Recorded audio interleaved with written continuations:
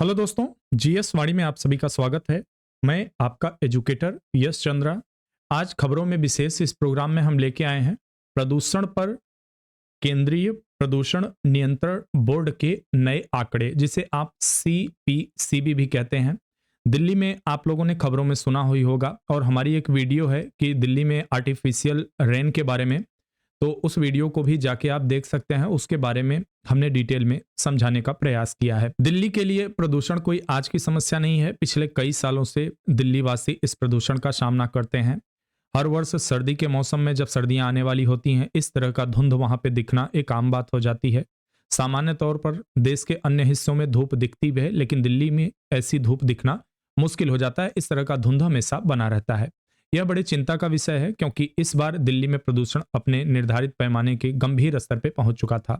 आज यहां आपको हम बताएंगे उन पैमानों के बारे में भी कि कितने प्रकार के पैमाने केंद्रीय प्रदूषण नियंत्रण बोर्ड के द्वारा निर्धारित किए गए हैं और उन पैमानों के लिए गवर्नमेंट ने क्या क्या अभी तक किया है, और उसके अलावा प्रदूषण के प्रकार, कैसे मापा जाता है प्रदूषण, इन सारी बातों को हम यहाँ डिटेल में देखने वाले हैं।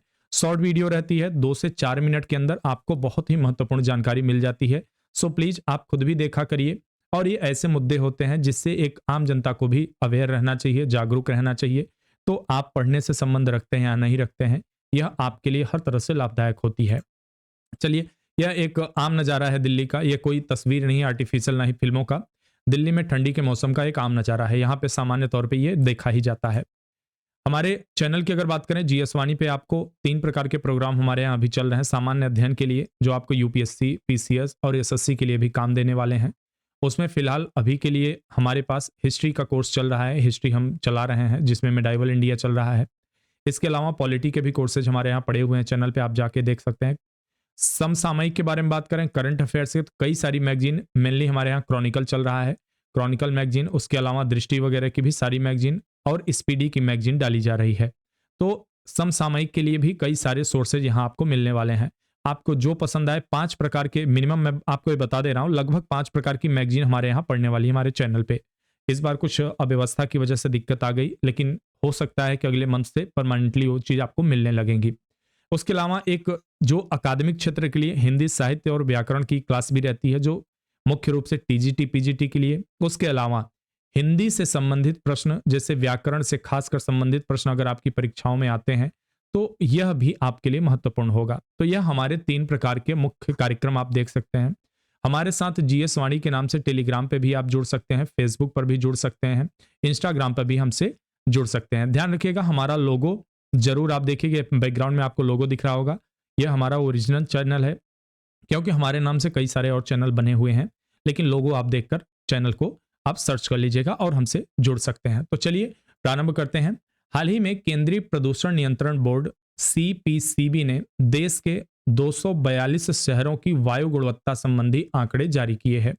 इसमें 53 शहर बहुत खराब स्थिति में हैं, 85 शहर खराब स्थिति में हैं और 75 शहर मध्यम में, जबकि 32 शहर संतोषजनक से अच्छी श्रेणी में रखे गए हैं। दोस्तों, हवा एक ऐसा तत्व होता है हमारे जीवन का, जिसका शुद्ध रहना सामान्य तौर पे हर प्रकार की शारीरिक क्रिया के लिए आवश्यक होता है। आपके शरीर में अगर शुद्ध ऑक्सीजन जा रही है, तो बहुत सारी बीमारियों से आप स्वतः लड़ सके के लिए सक्षम बनाया गया है।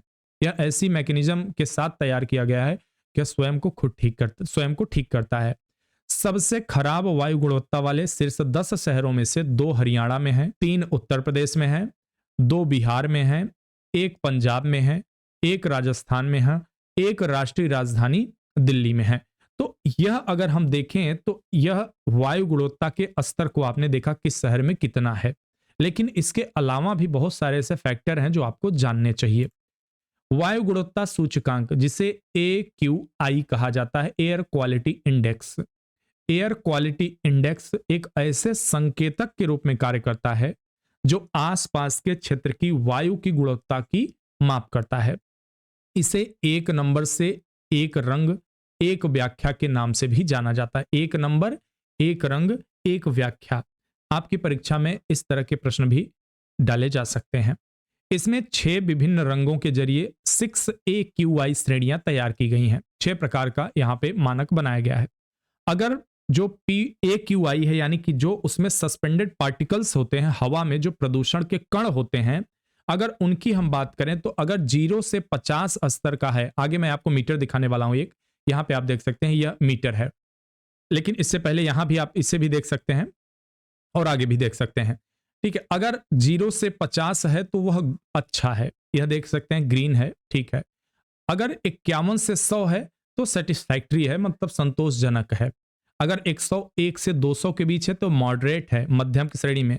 अगर 201 से 300 के बीच है तो पुअर है, और अगर 301 से 400 के बीच है तो वेरी पुअर है, और अगर 401 से 500 के बीच इन पार्टिकल्स की संख्या है हवा में अगर, तो सीवियर है, बहुत गंभीर है। तो यह श्रेणी बांटी गई है, रंग के आधार पर भी निर्धारण किया जाता है। दिल्ली में कई स्थानों पर एक डिस्प्ले लगा हुआ है, उस डिस्प्ले में ये चीजें डिस्प्ले होती रहती हैं डिजिटल बोर्ड में, जिससे कि पता चलता रहता है कि वहां की एयर क्वालिटी क्या है। देश के अन्य राज्यों में भी इस तरह की व्यवस्था होगी।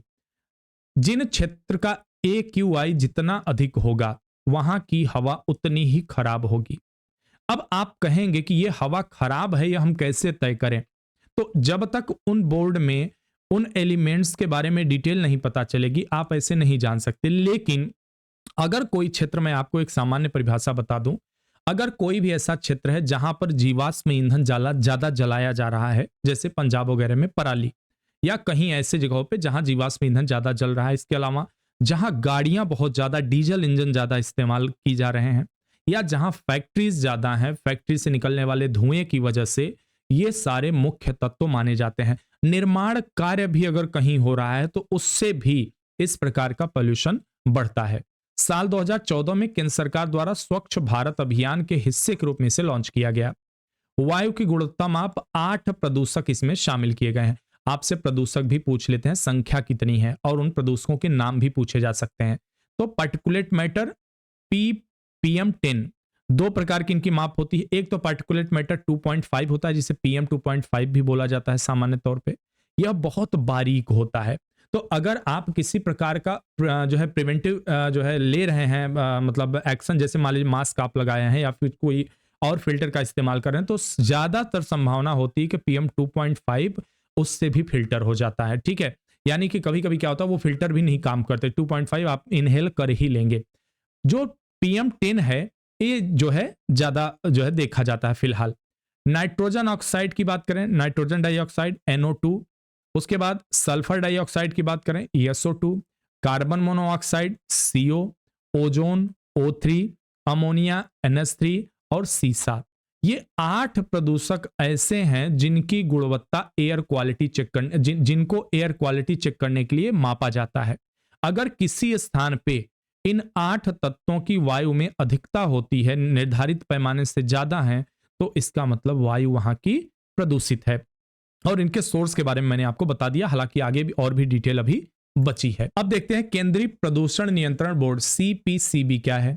तो इसके बारे में हम पहली जानकारी क्या मिल रही कि यह सांविधिक संगठन है। देखिए, सामान्य तौर पे दो संस्थाएं आपको देखने को मिलती हैं। एक होती है कि संवैधानिक संस्था है यह, और एक होती है कि सांविधिक संस्था है। जिन संस्थाओं का उल्लेख आपके कॉन्स्टिट्यूशन में किया जाता है या पहले से है, उनको संवैधानिक संस्थाएं कही जाती है, और जिनका उल्लेख संविधान में नहीं है बल्कि संसद के द्वारा लाए गए किसी बिल अधिनियम के द्वारा उनका निर्माण हुआ है, उन्हें सांविधिक संस्थाएं कही जाती हैं। तो यह सांविधिक है, ध्यान रखिएगा। इसका गठन वर्ष 1974 में जल प्रदूषण निवारण एवं नियंत्रण अधिनियम 1974 के तहत किया गया था। वायु प्रदूषण निवारण एवं नियंत्रण अधिनियम 1981 के अधीन इसे शक्तियां और कार्य सौंपे गए हैं। इतनी जानकारी इसके बारे में आपके लिए पर्याप्त है। केंद्रीय प्रदूषण नियंत्रण बोर्ड पर्यावरण एवं वन मंत्रालय के अंतर्गत कार्य करती है। इसके जो प्रमुख कार्य हैं वे क्या क्या हैं? जल प्रदूषण के निवारण, नियंत्रण, न्यूनीकरण द्वारा राज्यों के विभिन्न क्षेत्रों में नदियों, कुओं की स्वच्छता को बढ़ावा देना। ध्यान रखिएगा, कार्य का दायरा भी कभी कभी पूछ लेता है स्टेटमेंट वाइज क्वेश्चन बना के। प्रदेश की वायु गुणवत्ता में सुधार करना, वायु प्रदूषण का निवारण, नियंत्रण और न्यूनीकरण करना इसका मुख्य कार्य है। तो यहां पर हमने दिल्ली के प्रदूषण से संबंधित कुछ महत्वपूर्ण जानकारियां देखी।